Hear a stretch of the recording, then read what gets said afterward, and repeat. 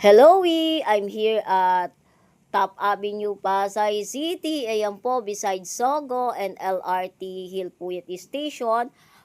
Attention, company buyers out there na naghahanap ng commercial lot along Top Avenue, Pasay, beside LRT Hilpuyat and Sogo, in front of high-rise condominium na tinatayo, and in front of Arellano University, Top Pasay. Ayan po, 1,320 square meter. Katabi po siya ng Maynilad. Konting lakad lang, Cartimar na po. Flood free po yung area yan. So far, alam ko hindi binabaha po yan.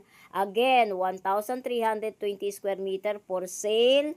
One title, more than 20 meters ang frontage.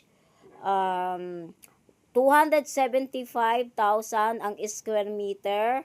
Per square meter po niya na 275,000. Commercial regular. What are you waiting for? Makipag-usap po sa akin.